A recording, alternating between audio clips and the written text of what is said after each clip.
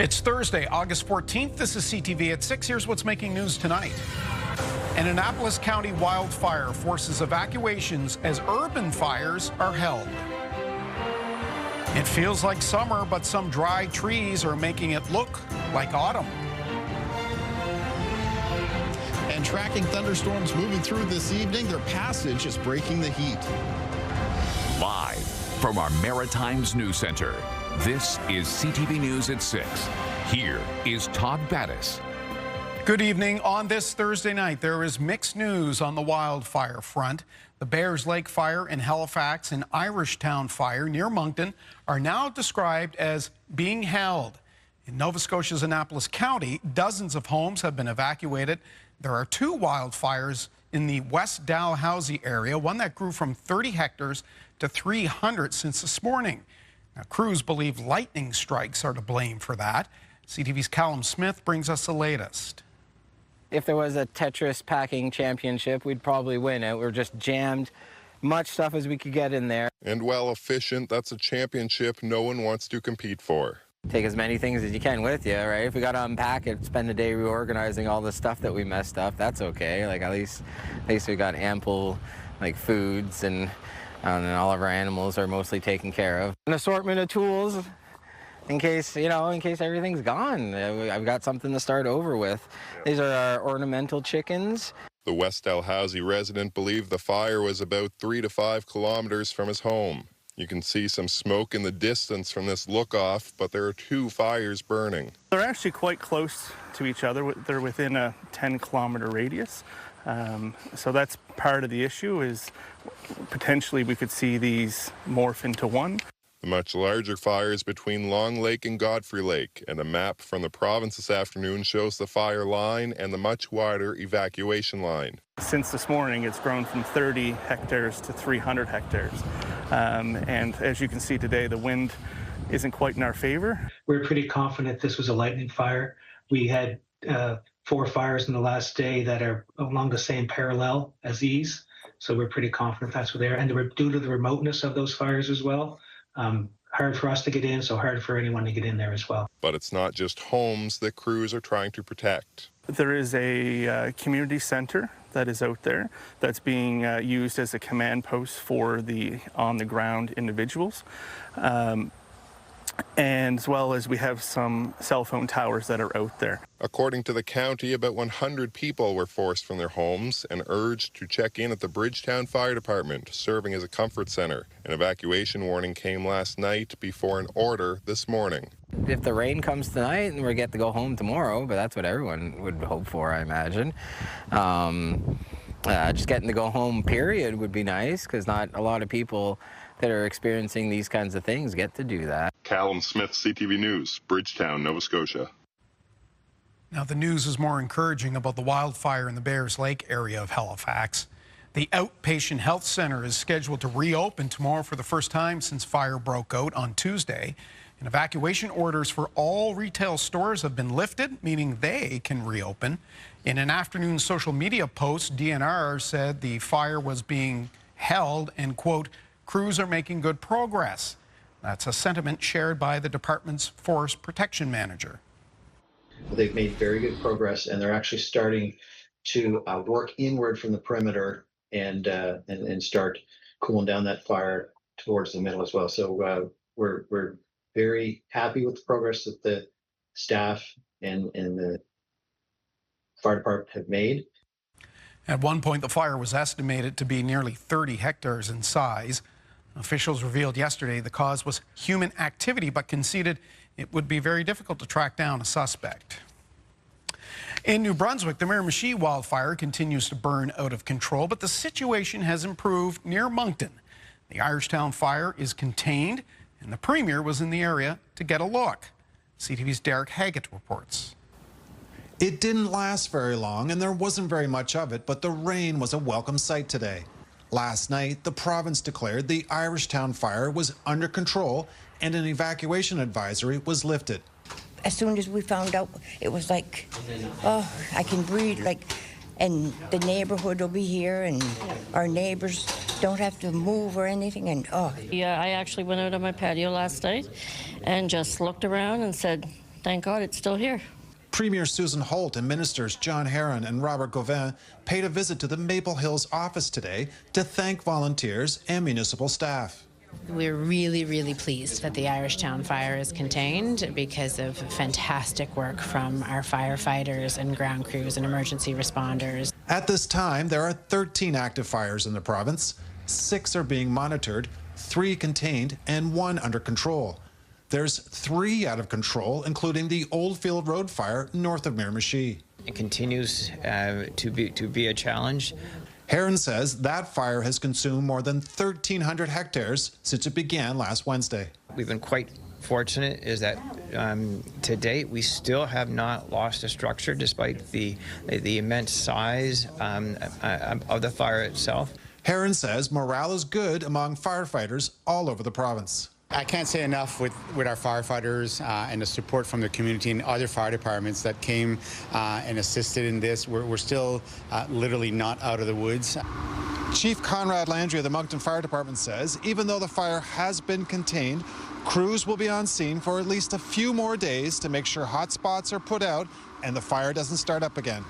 Todd. Derek is in the Irish Town area, and moments ago he spoke with a fire captain who was in the woods this week about what crews have been contending with. We were kind of working what they call the black, which is the area of the fire that's already burnt. But our task was to get water on hot spots and really dig down because of the heat from this fire. The fire is very deep-seated in the soil. You can go down 6-8 inches and still find roots burning. It's challenging work. Yeah, it's very hot. I mean, we're in the middle of a heat wave, so it's very hot anyway. But you're also working beside burnt ground. It's rough terrain. It's land that's been cut over. There's tree stumps. There's roots. There's hills. There's ditches. There's dozer cuts. We're dragging long hose lines around trees and roots and that sort of thing. So yeah, it's hard work. Forest fires are a large operation and lots of moving parts. We were just one part of it, but we do take pride in it. This is our area, this is our city, and these are our people. That was a conversation with our Derek Haggett. On our website right now, police are looking for a man allegedly who set a fire at a power station in Fall River, Nova Scotia earlier this week, and the details are at CTV News Atlantic.ca. Okay, let's bring in Kaylin Mitchell. Kaylin, you heard the fire captain there. It's extremely hot. They're facing some incredible temperatures on the ground. Yeah, now thankfully moving forward as we get into Friday and the upcoming weekend, as far as the comfort level goes for working outside, doing all that hard work that takes to combat those wildfires, conditions are going to be improving a little bit because temperatures are going to be moderating and humidity is going to be coming down. Taking a look at current temperatures right now, you can still see there's a lot of warmth around the Maritime region with the exception of some coastal areas.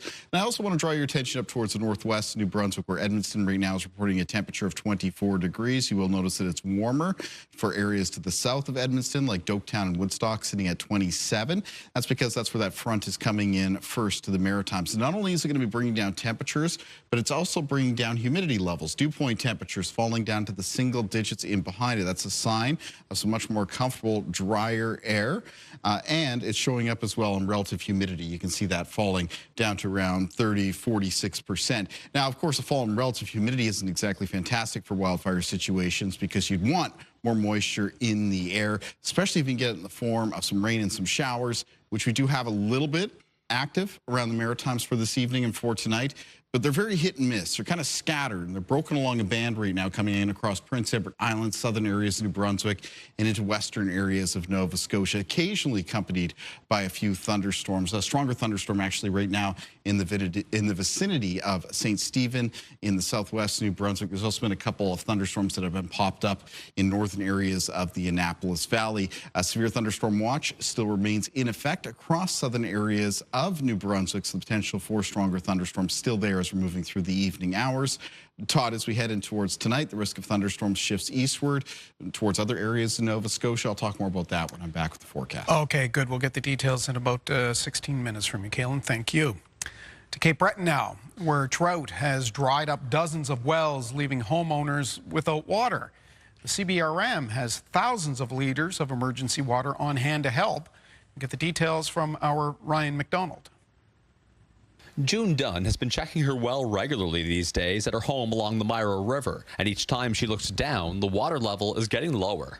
And then we checked it this Saturday, and it went down 1.5 feet from last Saturday, and then today it's probably down another 6 inches. She says it leaves herself and her partner taking only quick showers every other day, not watering their plants, doing dishes less often than usual, and having to make a roughly hour-long round trip into Sydney to do laundry. It's horrible. It's horrible because you open the tap, and next thing you know, it's like, oh, darn. You know, I can't be running this. On Monday, the Cape Breton Regional Municipality told people whose wells are dry or at risk of running dry to call their 311 line if they need help. So as of today, we've had 63 calls reporting properties with wells gone dry. Mayor Cecil Clark says in the past few days, the city has been responding to and triaging those calls. He adds that about 30% of them have said they can manage on their own for now. But for the ones that need support, we have 4,000 4-liter jugs that were shipped in. Labatt Breweries have donated 5,200 cans of drinking water, so we have an immediate standby resource, but we're also identifying a bulk potable water that can be done from hydrants if we need to disperse that. Clark says in some cases, water has been delivered to people's doors and they have already provided people with places to take a shower. He adds that the public water supply levels remain healthy. At this point, we haven't needed an emergency command center. If we stand one up, that will be the sign that things have become much more serious. Nothing much we can do but wait it out, and this too shall pass, I hope. And of course, the one thing that might get her and many other well levels back closer to normal is a few days of rain. Ryan McDonald, CTV News, Grand Myra South, Nova Scotia. We got an update in St. John today on how that city is responding to wildfires. Talk about staffing tanker trucks, then expose something of a rift between the city and the firefighters union. CTV's Avery McRae explains.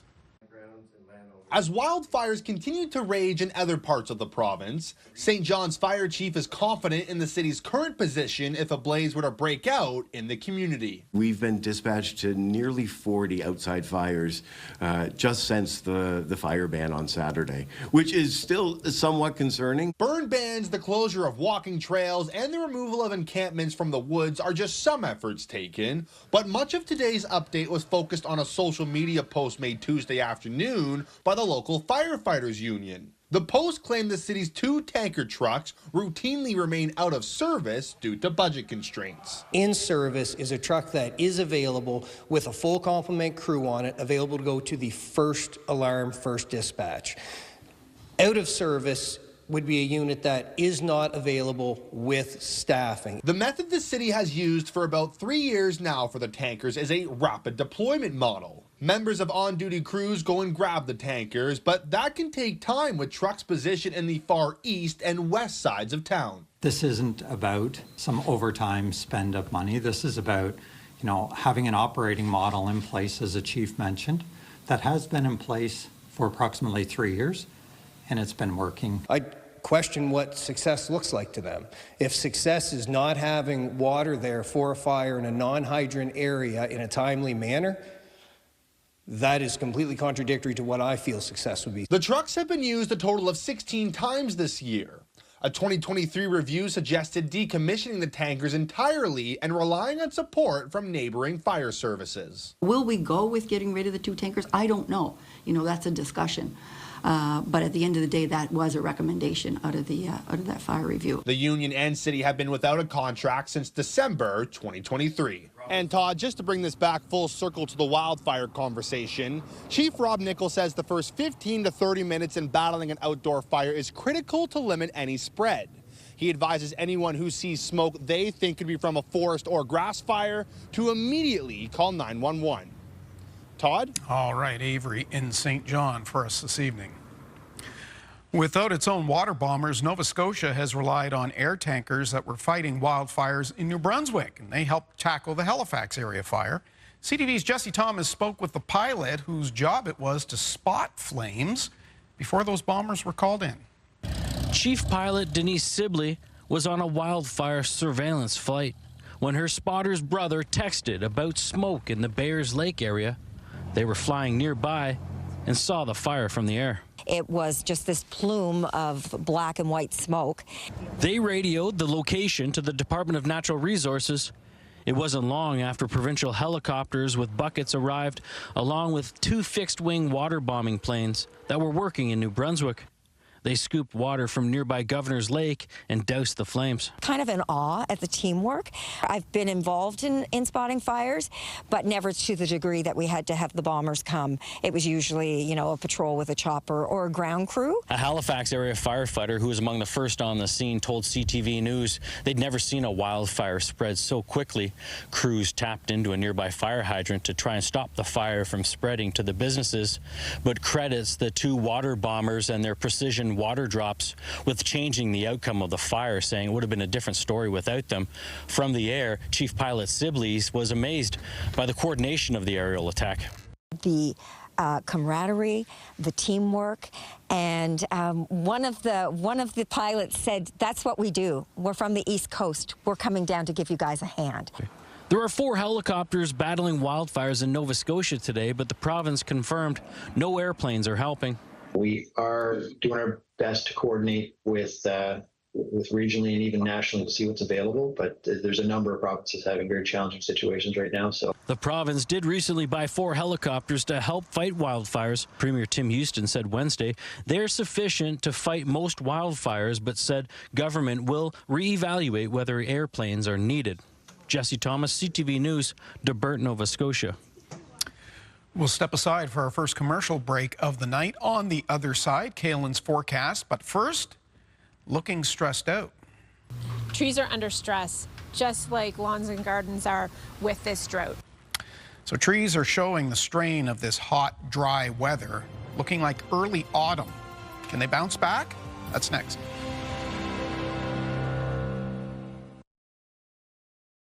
Get the Maritime's top stories, breaking news alerts, and watch live. Download the CTV News app. While it feels like the height of summer, a look at many trees in the region gives the impression that, well, autumn is here. The dry conditions are stressing trees into changing color early. CTV's Hafsa Arif has more. It's not even fall, but the signs of a dry summer are all around us. It's only mid-August, and it's looking and sounding a lot more like October. What's happening right now with some trees, not all trees, but trees are under stress, just like lawns and gardens are with this drought. From backyards to parks, spots of brown and gold are spreading early. Some of it is caused by the Japanese beetles, but it's largely a defense mechanism. In an effort to conserve water. So they're kind of going into an early dormancy, following a process similar to what you'd see in the fall. Typically, it'll be just a portion of the leaves. The tree will retain some ability to continue to photosynthesize. Because of the drought, many municipalities have been urging people to limit water use, meaning lawns, gardens, and even young trees aren't getting the extra help they need. Once a tree starts to really change color, and if the entire tree all the leaves have changed, I expect that tree's done for this season. Even though this year's damage is done, a few good rainstorms could help, but even then the city isn't planting anything new and is considering alternative options that works with this dryness. We're waiting until the fall to start ramping planting back up because we know even just planting in these hot, dry conditions is not ideal. We're also adapting our tree planting, the species of trees that we plant. We know that with climate change, this is going to become more common. For now, Mother Nature's color show is coming early, not as a celebration of fall, but as a sign of summer strain. Hafsa Arif, CTV News, Halifax. In the web poll tonight, we're asking, have you noticed the leaves changing color in your community? Simple yes or no. We would like to hear from you at ctvnewsatlantic.ca. All right, we will take a break. Some showers in the forecast that might help those leaves, but will they be enough?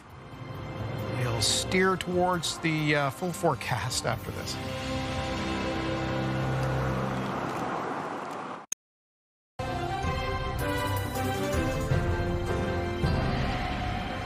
If you're tired of the heat, I know just where to head.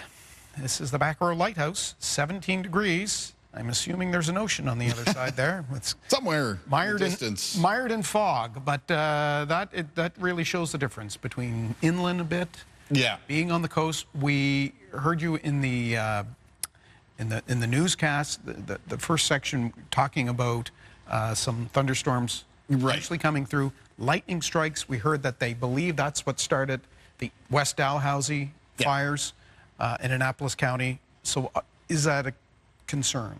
Well, I mean, you'd rather have the rain without the lightning, of course, because lightning can be an ignition source for new wildfires. However, the benefits of getting the rain, I think, mostly outweigh the risks that come with additional lightning strikes, talking in general about getting wet weather in the region. And it's tough this time of year to get one without the other, because you get this heat and humidity that builds up, and then you've got a system that comes in and sort of triggers it to develop into those showers and thunderstorms. So conditions favorable for it. Aaron. Yeah. A name we may be hearing more of. Well, we're going to be keeping track of this storm over the coming days through the weekend into the start of next week. Tropical storm Aaron continues to pick up strength in a favorable environment right now. Warm ocean waters, light winds is expected and will strengthen to a hurricane, and then could potentially be a major Category 3 hurricane as it arrives in the southwestern Atlantic basin through this weekend and into Monday, Tuesday of next week. Now, at that point in the long-range forecast, you can see it's not near Atlantic Canada. This is as far as the extended forecast goes for the National Hurricane Center. But that isn't a spot for us that we'll want to keep tabs on it. As we take a closer look, it's a large area. I mean, they're saying that the storm by Tuesday morning could potentially be basically anywhere between the Bahamas and up closer towards Bermuda. Anywhere towards the center and towards the east of that track, so closer towards Bermuda, is less concerning for us, because the storm is expected to take a north and then eastward move, and that would take it to the east of the Maritimes and Atlantic Canada. If it comes in a little bit further towards the west, though, so closer towards the Bahamas before it starts that turn, then we might have to start keeping a closer eye on it, because that could actually bring it a little bit closer towards the shorelines here of North America, including the Maritimes and Atlantic Canada. When are we going to have a good idea or a better idea about that? Probably at the start of next week, so looking at Monday. Taking a look at our forecast timeline, our concern for this evening and tonight, scattered showers and a few thunderstorms with them. Areas that do pick up some rain will be grateful for it. However, these are sort of hit and miss around the region. So some areas in lighter showers, trace amounts up to around a few millimeters. Some reports in the thunderstorms that have moved through over the last 24 hours, some local rainfall totals in excess of 20 or 30 millimeters of rain, but that's very, very localized. And showers and thunderstorms may completely miss some areas completely. So that's what I was talking about over the last couple of days. This is not sort of the widespread blanket, sustained, long duration rainfall the region could really use. And in behind it, things look dry again for Friday and for Saturday before there's a further chance of showers on Sunday for the weekend. So tomorrow, looking at sunshine. Winds in the forecast, there's a change as that front goes through. They'll become northerly, and they'll be sustained tomorrow, 10 to 20 kilometers per hour, some gusts between 20 and 40. That is going to moderate temperatures and lower humidity around the region. Now, it's still a very warm, muggy night for Nova Scotia, parts of Prince Edward Island, around the Bay of Fundy coastline in New Brunswick. More comfortable overnight temperatures in the northern half of New Brunswick, getting through that front first. And in the north of New Brunswick for tomorrow, high temperatures, 22 to 24 degrees, so much milder compared to much of this week. In central and southern areas of New Brunswick, high temperatures around the low to mid-20s. Your highs for Prince Edward Island on Friday will be in the low 20s, a sunny and milder day. In the eastern areas of Nova Scotia, most of the high temperatures between 20 and 24 degrees. For northern and central parts of the province, the high temperatures tomorrow in the low to mid-20s. And in the southwest of Nova Scotia, high temperatures mostly between 23 and 27 degrees. Some of the warmest temperatures in the Maritimes tomorrow, right around the south shore of Nova Scotia. Taking a look at our 7-day outlook for New Brunswick, it is sunshine in the forecast for Saturday, and bounce back up in temperatures, highs into the high 20s, except parts of the coast. Showers in the forecast for Sunday, then a slightly cooler start to next week, and temperatures look like they'll be on the milder side for Tuesday, Wednesday, and Thursday with a mix of sun and cloud. For Nova Scotia, it's sunshine on Saturday, high temperatures, mid to high 20s, except low to mid 20s on parts of the coast.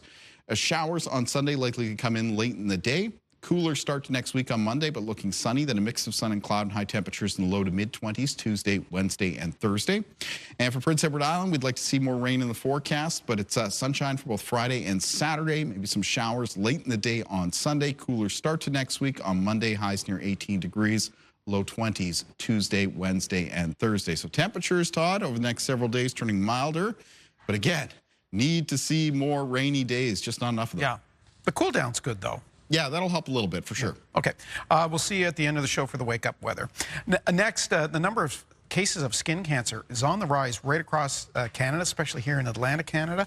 Dermatologist Dr. Richard Langley joins us next.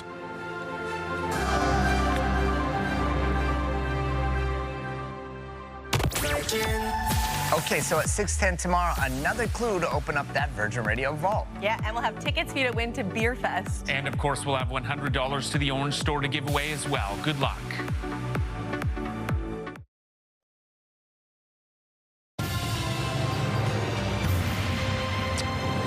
Welcome back. Well, it's been a hot, sunny summer, of course, and the number of cases of melanoma in Canada as a result of sun exposure is on the rise, has been for some time. Dr. Richard Langley is a familiar face to this program. He is a Halifax dermatologist, instructor at Dalhousie School of Medicine. We're always happy to have you in, Doctor. Good to see you. Good to see you. Thanks for having me. It has been a hot, sunny summer, and we know those numbers are going up. Are you seeing that in your practice? Yeah, I think we're seeing it in our practice, and we see it in the numbers. Certainly in my practice over the last 20 years, there's been increasing rates in younger patients as well. And the statistics bear that out. If you look at the Canadian Cancer Society, it's shown there's been, over longer periods, doubling and tripling of rates of skin cancer. And we're talking melanoma, right? Which is the most serious? Yeah, melanoma is of the big 3 skin cancers we see. There's many other ones, but it's the most serious, but it's actually the least common amongst the skin cancers. Basal cell skin cancer is the most common. They don't even count the statistics for it, but it's estimated that 1 in 5 Canadians will develop a skin cancer at some point in their life, most of those being basal cell cancer, which makes it the most common cancer in Canada, skin cancer. Is it simply too much sun exposure? Yeah, there's several factors. Certainly sun is the dominant factor when you're talking about basal cell.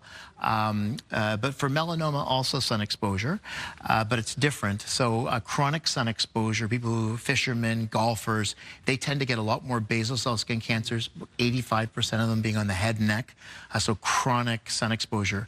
Whereas melanoma also has a genetic component, but it's also that it tends to be specific types of sun exposure. So a blistering sunburn has been known to increase the risk of melanoma 4-fold.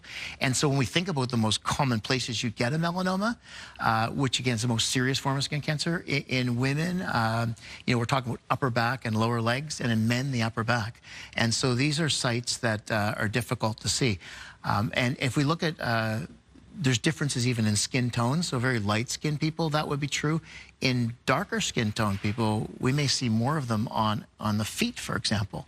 And Bob Marley died of a melanoma. Many people don't know that. So all skin types can get skin cancer. I want to pick up on something. You mentioned young people. Those numbers are increasing in? Yeah. Is the message about covering up and sunscreen just falling on deaf ears? Have we become complacent? There are some statistics in Canada, and actually in Atlantic Canada in particular, to show that there has been some fatigue about it, and I think that there's often fluctuations in how often people are doing this. But even when we're at our very best, it's very rare for people to have. Most people to have sunscreen on or to be using sun protective behaviors, because it's not just sunscreen. You could be using broad brim hats. You could be avoiding peak sun hours like 10 to 3. I think that we've got a long way to go, and the increasing rates are partially related to that. But they're also partially related to the fact we're just getting better at diagnosing melanoma. People are coming in earlier, so we're seeing more cases that are early. And that will make the numbers go up as well. Reapplying sunscreen, always important. I'm like a broken record at my house on that one. Okay, on diagnosis, it's important that people keep an eye on themselves, right? It's hard to get in to see someone like you, especially in the Maritimes, to see a specialist, to see a dermatologist. Is it a matter of, just staying with the GP and saying, I want to get a thorough check, and because you need to be referred to someone like you, and it can be, what, a year sometimes? Sure. So I guess just to step back for a second, the first important point you mentioned is the diagnosis, and I think people may not. Patients are very good at diagnosing their own skin cancers. Statistics have shown 50%, at least 50%, are self-diagnosed by patients. Now, interestingly, In the past, the majority of those have been women. So women tend to be better and probably, you know, more diligent about examining their skin from some of the research. So that's the first thing, is that you need to be examining. I mean, how many people know what's on their back right now? How many people are looking? So you may need a partner to help you, or you may need to use a mirror with another mirror kind of to be able to look, and there are ways of doing it. So self-detection is critical, early detection, because if you diagnose skin cancer early, it's curable. It's the more advanced ones, when it's left to grow undetected, when it can spread. So I guess that to me is the big part. The second part you mentioned, which is about how to get in to see a dermatologist, I still believe that the foundation should be with the primary care system. So, you know, family doctors, we're expanding it now to nurse practitioners, physician assistants. So and these folks are being trained to diagnose skin cancer, but it's not perfect. And almost impossible if you're doing virtually, right? Right, and so they're not perfect, neither are we. Certainly dermatologists who use special techniques and technology can be, but the point is, I think that most of them can be diagnosed with routine exam, either self-detected or at that level. Now, you made a good point. It can be a year to get into CS. But we also triage. And if you go on the website for Dalhousie Medical School and Dermatology, it will show that there are target times to be seen.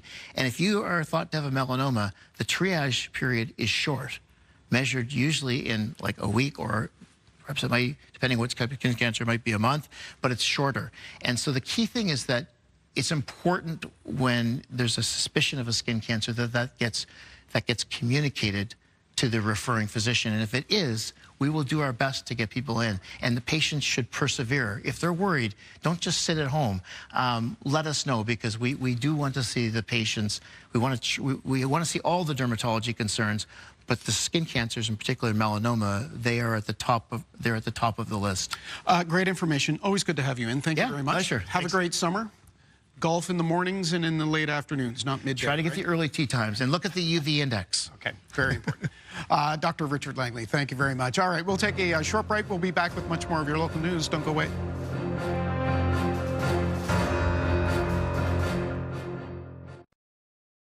The opinions expressed in this segment are solely those of the commentator. They do not purport to reflect the opinions or views of this station, CTV News, Bell Media, or its employees. In Murphy's Logic tonight, Steve has some thoughts on possible next steps our three provinces can take to work together. For all the grief it's caused and the economic threat it represents, the United States' new hostility toward Canada has had one positive effect. It has made us look thoughtfully inward for solutions. One area where there seems to have been significant progress is on internal trade. The provinces are finally moving toward making good on a promise made at the time of Confederation: unfettered trade with one another. You know, until recently, it's often been easier to deal with foreign countries than with our fellow Canadians. The removal of trade barriers brings with it the opportunity for provinces to work more closely together to eliminate costly duplication of regulations and services. And nowhere in this country is there a better case for doing that than among our three small maritime provinces. And there's no better place to start than with our liquor monopolies. We should create a single regional corporation to handle beverage alcohol and cannabis wholesaling, with particular emphasis on our local products. A single, larger liquor corporation would also likely get better prices when buying nationally and internationally. We might even consider throwing in with Quebec or Ontario to have them buy some products on our behalf. This is also the right time for the governments to unify liquor regulations and licensing across the Maritime provinces, ideally allowing for expanded sales of certain products in non-government-owned stores, and even some licensed establishments, as is the case in the United Kingdom and Ireland. This is not about promoting alcohol and cannabis use. It's about embracing the common sense and savings found in working together on things we've all been doing differently. I'm Steve Murphy. And Steve will return. All right, time now for our nightly look at the latest in health and medical news. CTV's Amanda Debison has tonight's edition of The Lifeline. The 5-year survival rates for people with lung cancer in Canada has doubled since the 1990s. Statistics Canada says the number of people living 5 years after they were diagnosed jumped from 13% to 27%. That was between 1992 and 2021. StatCan says new treatments have contributed to better lung cancer survival rates, but it is still responsible for almost a quarter of all cancer deaths in Canada. The Lung Health Foundation expects to see 5-year survival rates climb even higher following the introduction of organized lung cancer screening programs in Nova Scotia, Ontario, and BC in 2022. If you've had pregnancy complications, you could be at a higher risk of stroke even years after giving birth. A new study from the European Society of Cardiology looked at decades of health records from Sweden. Researchers found that women who experienced common pregnancy complications like high blood pressure, gestational diabetes, and preterm labor were more likely to have a stroke later in life. Pregnancy complications may trigger lasting changes in the body's blood vessels, immune system, and hormone levels, which may accelerate hidden cardiovascular issues. Finally, some students may be excited to head back to school, but others may feel a bit anxious. While having some nerves is completely normal, there are some things parents and guardians can do to help. Experts say the first way to help with the transition back to school is to talk with them and be an active listener while validating whatever it is that they're feeling. Oftentimes parents want to jump in and make it better. But first and foremost, just being that active listener and really helping to understand what your child is feeling. Next, establish routines and schedules for sleep, meals, and homework time to ease anxiety. Finally, keep an eye out for more significant anxiety or depression, like sleep changes, excessive self-doubt, and being more withdrawn. With Health and Medical News, I'm Amanda Debison for the Lifeline.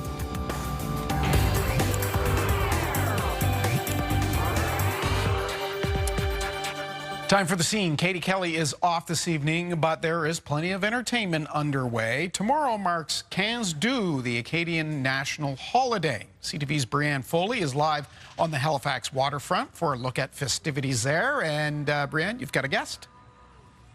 I do have a guest, Todd. I am joined by Marina Turbine, who is actually the media coordinator for Maritime. Thank you so much for joining us. Thanks for having me. All right, Maritime, talk to us a little bit about this year's festivities. Yeah, so Maritime this year, we have an amazing program with amazing artists. We're going to start with Annapolis. She's our host for the show.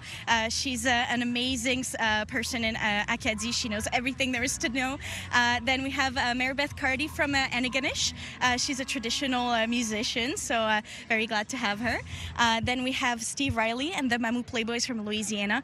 Very lucky to have them. They just recently made a song with the Rolling Stones, so great artists. And we close the show tonight with Tibé, a real icon of the Acadian culture, and he's from Baie-Sainte-Marie.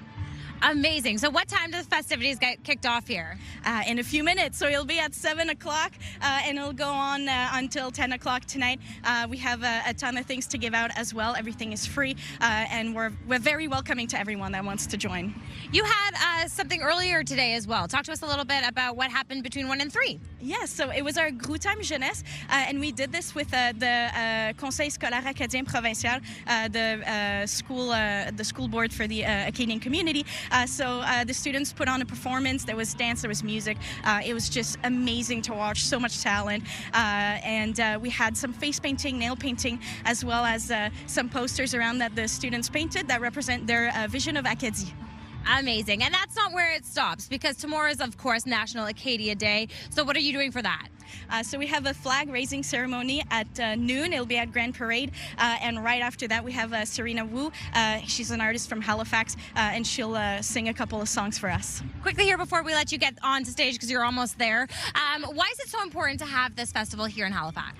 I think it's very, very important because there's a lot of people who have Acadian roots, but don't speak the language anymore. And so this festival is a great way to get in contact with your roots, celebrate, whether you speak French or not. Just come and celebrate, grab a flag, and we'll be happy to have you. Amazing. All right, well, we know you're busy and that you've got places to go, so good luck. Thank you so much for talking to us today. Thank you for having me. Vive l'Acadie. Absolument. Back to you, Todd. All right, Brianne, thank you very much for that. And happy to report that there will be lots of sunshine tomorrow in places like Caracat, Bouctouche, Montcarmel, Cheticamp. So it's a great day for the national holiday. We'll take a time out. Here's a look at what's coming up on CTV tonight.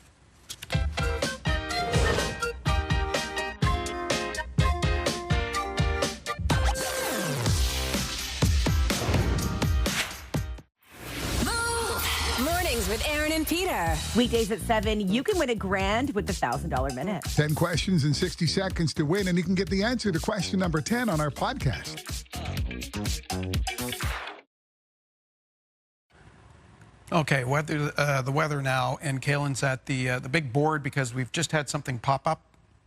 Yeah, we had a severe thunderstorm warning that was issued for Grand Manan and coastal Charlotte County. It's where the stronger thunderstorm was moving into the southwest New Brunswick out of the state of Maine. You can see it here on radar. It does look like it's packing. Downpour, there might be some hail in there. There's certainly still some lightning associated with it, and it's in the vicinity right now. Well, actually, really in between the communities of St. Stephen's, St. Andrews, and St. George, but kind of moving towards the St. Andrews, St. George direction. Has shown some signs just over the last few minutes. Maybe it's starting to weaken a little bit, so that's good news, of course. I would expect it to weaken a little bit further as it reaches the Bay of Fundy. And in fact, as we're just checking in now, that severe thunderstorm warning that was issued has now come to an end. There is a severe thunderstorm watch, though, still across the south of New Brunswick. And as we move through this evening and tonight, there is a risk of some further thunderstorms for even areas in Prince Edward Island and Nova Scotia. Now, the rain with these thunderstorms is very much needed. We're looking at a view picture for tonight. This is coming in from Jackson Lore. Was sent in from Middle Clyde River in the southwest of Nova Scotia. And Jackson sent in a note saying that this is the lowest he can recall the water levels being at this point in the river. So thank you so much for sharing that, Jackson. Middle Clyde River for tomorrow. Mix of sun and cloud, and should be actually one of the warmer spots in the Maritimes. High temperature near 28 degrees. Day planner for tomorrow. We start off with clearing sky in the morning for Nova Scotia. Already mostly clear for New Brunswick and Prince Edward Island. It is sunny in the afternoon, lower humidity, and temperatures around the low to mid-20s in most cases. Todd. All right. Thank you, Kaylin. Have a good night. We'll see you tomorrow. Finally, for us this evening, 12 years ago, lightning struck, changing Paul Matheson's life. He developed health issues, but he eventually worked his way to recovery in an unusual way. CTV's Maria Saru reports from Brudenell, PEI. Step for step, Paul Matheson is never alone out here. Some follow him on 4 legs, some on 2. This farm wasn't always a part of his plan, but a 1 in a million moment rewrote the rest of his life. At the end of the day, everything happens for a reason, and I guess this was the reason. On a day as sunny as this one in August 2013, Matheson says a storm suddenly started. He ran outside to roll up his truck windows when he was struck by lightning. There was a big bang and white flash all at once. The lightning hit the telephone pole, come down the guide wire, and basically threw me into the truck. In the aftermath, Matheson was diagnosed with post-traumatic stress disorder and had to give up his work as a paramedic. For nearly 3 decades, he served communities in Canada and around the world, from Algeria to Paris. Now Matheson's work is here at the Brudenell Miniatures Barnyard Zoo. It all started with a pint-sized horse he bought his granddaughter. Then, over the years, he filled a farm. These days, it's how he gives back. It's our favorite place to come to every single time we come visit PEI. It brings the kids a lot of joy. I like seeing the animals. They're so cute, and I just like to have a chance to feed them. He bites my hand. Matheson says it's these smiles that make the experience all mean something. What's your favorite animal? The PTSD is hard for him to talk about, but he wants to help raise awareness. He says while lightning can strike without warning, so can happiness. Maria Saru, CTV News, Brudenell, Prince Edward Island. And that's our look at the day here at home. Bruce Frisco has our next newscast after CTV National at 11:30. CTVNewsAtlantic.ca has our updates. I'm Todd Battis. Good night.